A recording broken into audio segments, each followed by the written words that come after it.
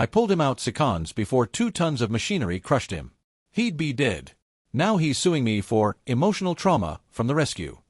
Part 1, 30 seconds. I still remember the sound. That grinding, mechanical shriek that cuts through everything else on the plant floor, the moment when equipment that's supposed to run smooth suddenly doesn't. After 12 years working manufacturing, you learn to recognize it. Most times, it's nothing. A belt slipping.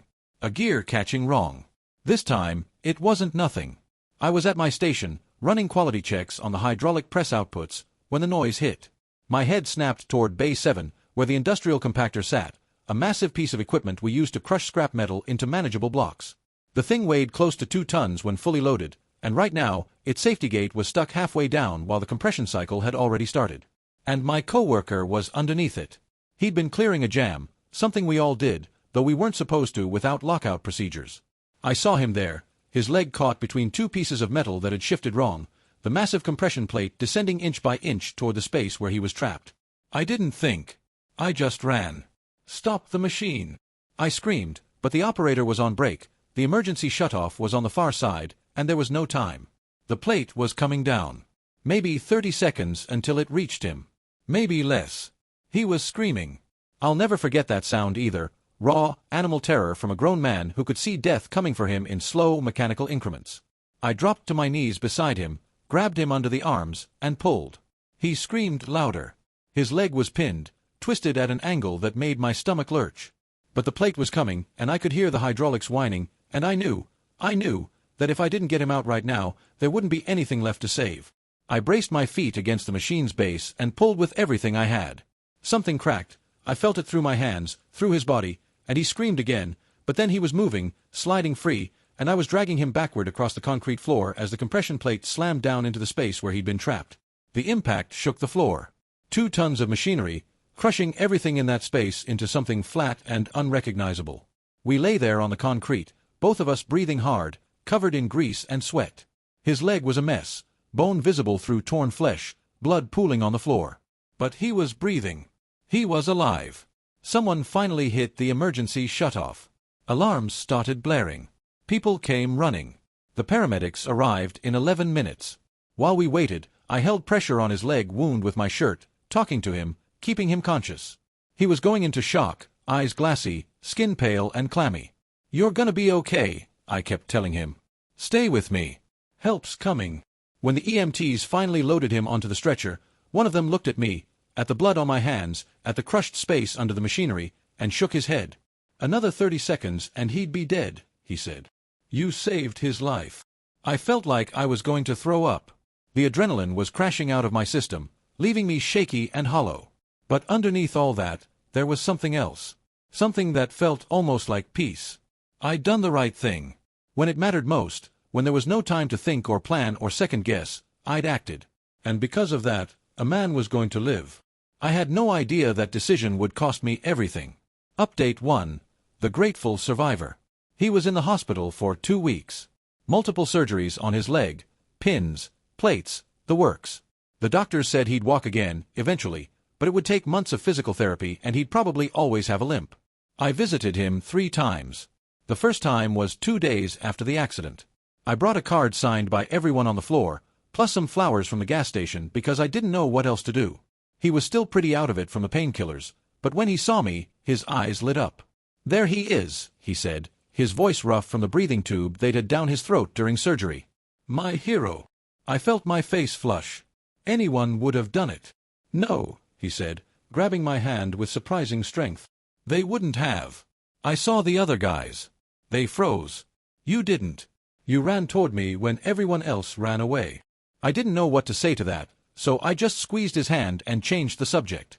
Asked about his family, his recovery timeline, whether he needed anything. The second visit was a week later. He was more alert, sitting up in bed, watching TV. His wife was there, a tired-looking woman with dark circles under her eyes who thanked me about a dozen times.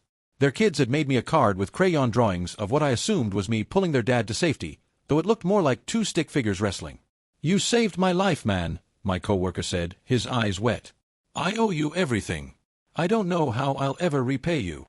"Don't worry about it," I said. "Just focus on getting better. The third visit was the day before his discharge. He seemed different, quieter, more contemplative. He asked me to close the door, then looked at me with an expression I couldn't quite read. "Can I ask you something?" he said. "Sure." "When you pulled me out, did you think about it? Like, did you weigh the options, consider the risks?" I shook my head. "There wasn't time. I just saw you there and I moved." He nodded slowly. 30 seconds. That's what the investigators said. 30 seconds until the plate reached where I was. He was quiet for a moment. "You broke 2 of my ribs. Did you know that?" I felt something cold settle in my stomach. "The doctors mentioned it." "I'm sorry, I was just trying to." No, he said quickly, holding up his hand. "I'm not blaming you. I'm just trying to understand what happened, what it felt like for both of us." I told him I understood, that processing trauma was complicated, that he should talk to someone professional about it. He agreed, and when I left, he hugged me, awkwardly, because of his injuries, and thanked me again. 3 weeks later, I got served. Update 2. The lawsuit. I was eating dinner when the doorbell rang.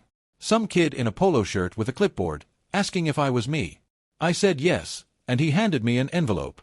"You've been served," he said, already walking back to his car. I stood in my doorway, reading the documents 3 times because I couldn't make the words make sense. Complaint for damages. Plaintiff versus defendant. Negligent rescue. Emotional distress. Improper handling resulting in additional injury. My coworker was suing me. The man whose life I saved. The man who hugged me and cried and said he owed me everything. He was asking for $250,000 in damages. I called my wife into the kitchen and showed her the papers. She read them with her hand over her mouth, then looked at me with an expression of total bewilderment. "This has to be a mistake," she said. It wasn't a mistake. I spent that night reading the complaint over and over, trying to find some loophole, some indication that this was a misunderstanding. But it was all there, spelled out in cold legal language. The plaintiff alleges that the defendant's rescue attempt was conducted recklessly and without proper consideration for the plaintiff's safety. The plaintiff suffered 2 broken ribs as a direct result of the defendant's forceful extraction. The plaintiff has experienced severe post-traumatic stress disorder stemming not from the original workplace accident, but from the violent and traumatic nature of the rescue itself. The plaintiff alleges that the defendant should have waited for trained emergency professionals rather than attempting a rescue for which he was not qualified. I pulled him out seconds before 2 tons of machinery crushed that space. He'd be dead. Now he's suing me for emotional trauma from the rescue. I didn't sleep that night. I just lay in bed, staring at the ceiling, replaying that day over and over. The sound of the machine. His screams. The feel of his ribs cracking under my hands as I pulled him to safety. I'd broken his ribs. That part was true. I'd grabbed him hard and pulled with everything I had because there was no time for gentle, no room for careful. It was save him rough or let him die smooth. I chose rough. And now I was being sued for it. The next morning, I called the company's HR department. They transferred me to legal. The lawyer who finally got on the phone sounded tired and unsurprised, which somehow made everything worse. Good Samaritan laws, he explained, are designed to protect bystanders who render emergency assistance. But you're not a bystander. You're a co-worker. You were both employees acting within the scope of your employment when the incident occurred. That creates a different liability framework. So if I'd let him die, I said slowly, I'd be fine legally. But because I saved him, I'm liable. There was a long pause. That's an oversimplification, but not an inaccurate one. The company was going to provide some legal support, he said, because the lawsuit also named them as a defendant. But I should probably get my own attorney too, because my personal assets were potentially at risk. My personal assets. My savings. My house. Everything my wife and I had built over 15 years. Because I saved a man's life. Update 3. The strategy revealed. My lawyer was a woman in her 50s with gray-streaked hair and a no-nonsense demeanor. I'd found her through a recommendation from my brother-in-law, who said she was one of the best employment attorneys in the state. "I'll be honest with you," she said during our first meeting. "This is going to be ugly. Personal injury attorneys like the one representing your coworker, they specialize in making juries feel sympathy for victims. And technically, your coworker is a victim. He was injured. He does have PTSD. The fact that you also saved his life, that's going to be a complicated narrative for a jury." "But I did save his life," I said. "The machinery would have killed him." And his lawyer is going to argue that you should have waited for professionals. That your intervention, while well-intentioned, caused additional harm. That you made a split-second decision that wasn't yours to make. I broke his ribs, pulling him to safety. His lawyer says I should have waited for professionals. There were no professionals. There were 30 seconds. The PTSD claim is particularly concerning, my lawyer continued. He's got documentation, therapy notes, psychiatric evaluations. His psychologist is prepared to testify that the trauma of being violently extracted was more damaging to his mental health than the original accident. That's insane, I said. That's litigation. Over the following weeks, I learned more about my co-worker's legal strategy. His lawyer was a well-known personal injury attorney in our area, famous for extracting large settlements from insurance companies. He'd never actually taken a case like this to trial. He didn't need to. His reputation was enough to make defendants settle. The lawsuit targeted 3 sources of money: the company's liability insurance, the company's workers' compensation coverage, and my personal assets as an individual defendant. The combined exposure, if everything went wrong, was over $500,000. He looked me in the eye and said, "You saved my life. I owe you everything." 3 months later I got served. He's asking for $250,000. I started having trouble sleeping, trouble eating. I'd replay the rescue over and over, second-guessing every decision. Should I have tried the emergency shutoff instead? Should I have called for help? Should I have let him? No. I couldn't let myself think that way. He would have died. Period. There was no other option. But the lawsuit made me feel like there should have been. Like my instinct to save a life had been wrong somehow. Like heroism was a liability. His PTSD isn't from almost dying. It's from me pulling him out, too roughly. I risked my life. This is my thanks. The worst part was seeing him at work. He'd come back on light duty, mostly desk work while his leg healed. We were in the same building, sometimes the same room. He wouldn't look at me. Wouldn't acknowledge my existence. Once, in the break room, I cornered him. "Why?" I asked. Just that. One word. He looked at me then, really looked at me, and I saw something in his eyes that made my stomach turn. Not guilt. Not shame. Calculation. "My lawyer says I shouldn't talk to you," he said. And walked away. That's when I knew. This wasn't about trauma. This wasn't about PTSD or broken ribs or violent rescue. This was about money. Update 4. Discovery. Discovery is the legal process where both sides exchange evidence. Documents, records, witness statements, anything relevant to the case. It's supposed to be comprehensive. You're legally required to turn over anything that might be important, even if it hurts your case. The company turned over its safety records, training documentation, maintenance logs, and security footage. Lots of security footage. I was sitting in my lawyer's office when she showed me the video.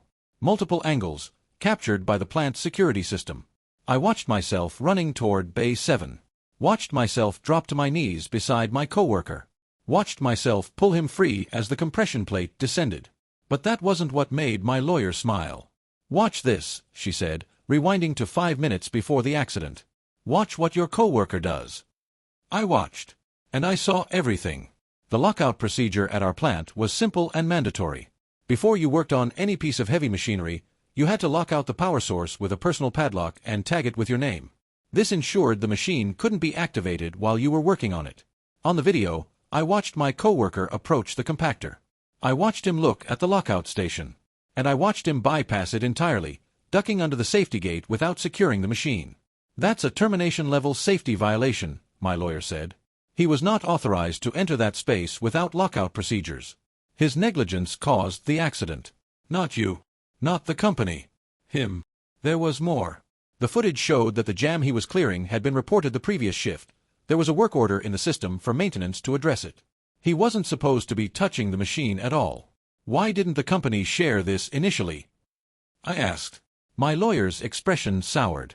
Because they were still deciding whether to throw you under the bus to protect themselves. Corporate lawyers. She said the last 2 words like a curse. But once the lawsuit went into discovery, they had no choice. This is exculpatory evidence. They had to turn it over. She reached out and paused the video on a frame showing my coworker clearly bypassing the lockout station. "His own negligence caused his injury," she said. "Your rescue didn't cause additional harm, it prevented death. And the violent extraction he's complaining about? Watch the timing again. She played the footage once more. This time, she'd added a timestamp overlay. From the moment I reached him to the moment the plate crushed the space where he'd been trapped, 27 seconds. If you'd waited for professionals, she said, there would have been nothing left to rescue. His lawyer knows that. His lawyer has always known that. They were banking on the company settling to avoid the publicity. They never expected this footage to come to light. I sat in that chair for a long time, watching the video loop. Watching myself save his life. Watching him choose to bypass the very procedures that would have kept him safe. What happens now? I asked. My lawyer smiled. It wasn't a nice smile. Now, she said, we destroy them. Update 5. The end. The plaintiff's lawyer was a man I'd never met in person until the settlement conference. He was exactly what I expected. Expensive suit, expensive watch, expensive smile. He walked into the conference room like he owned it, spread his papers across the table, and started talking about reasonable compromises and mutually beneficial outcomes. Then my lawyer handed him a USB drive containing the security footage. I watched his face as he reviewed it on his laptop. The expensive smile disappeared first. Then the color drained from his cheeks. He watched the video twice, 3 times, his jaw slowly tightening with each replay. Finally, he looked up at my lawyer. We need to recess, he said. I bet you do. They were gone for 20 minutes. When the plaintiff's lawyer came back, he came back alone. My client has instructed me to withdraw the complaint, he said. His voice was flat, professional, but I could see the frustration underneath. We'll be filing the dismissal paperwork today. No settlement. No admission of liability from any party. That's it? I asked. My lawyer nodded. That's it. He knows that if this goes to trial, the video destroys his case. Worse than that, it exposes his own negligence. His workers' comp claim could be challenged. His disability payments could be clawed back. He could face criminal charges for safety violations that endangered others. She paused. He's done. He just doesn't know it yet. He knew it soon enough. 3 days after the lawsuit was dismissed, I got called into HR. Not as a defendant this time, as a witness. The company had launched an internal investigation into the safety violation caught on the security footage. They wanted my statement about what I'd observed that day. I told them the truth. All of it. Including the conversations in the hospital, the visit where he asked about the ribs, the calculation I'd seen in his eyes in the break room. A week later, my coworker was terminated. Cause: willful violation of safety protocols resulting in workplace injury and endangerment of fellow employees. He lost his workers' comp benefits, his disability payments, and his severance. I heard through the grapevine that he tried to sue the company for wrongful termination. His lawyer, the same expensive personal injury attorney, declined to take the case. Something about a conflict of interest. Something about the footage. The last time I saw him was in the parking lot on his final day. He was carrying a cardboard box of personal items, photos, a mug, a small plant, walking toward his car with his head down. His limp was more pronounced than I'd remembered, a permanent reminder of the day I saved his life. He saw me and stopped. For a long moment, we just looked at each other. I'm sorry, he said finally. His voice was small, broken. The lawyer said. I just thought. I let him trail off. Let the silence stretch. You're alive because of me, I said. I risked my life. I broke your ribs pulling you out of that machine because the alternative was letting you die. And you thanked me by suing me. By trying to take everything I have. He opened his mouth, but I kept talking. I don't care about your apology. I don't care about your excuses. You made a choice. You bypassed the lockout. You got yourself trapped. And when I saved your life, you decided to turn it into a payday. I shook my head. We're done. Don't contact me. Don't talk about me. Don't even think about me. Just be grateful you're alive to walk away. He stood there for another moment, tears running down his face. Then he nodded, turned, and walked to his car. I never saw him again. Epilogue: the lesson. The company gave me a written commendation for heroism. There was a ceremony, a plaque, a modest cash bonus. My picture went up on the safety bulletin board with a caption about quick thinking and decisive action. My wife framed the commendation. She put it in my home office, right above my desk, where I could see it every day. I look at it sometimes. Think about that day. The sound of the machine. The weight of his body as I pulled. the crack of his ribs under my hands. I did the right thing. I know that. If I could go back, I'd do it again. I couldn't live with myself if I'd stood there and watched a man die when I could have saved him. But I'd be lying if I said it didn't change something in me.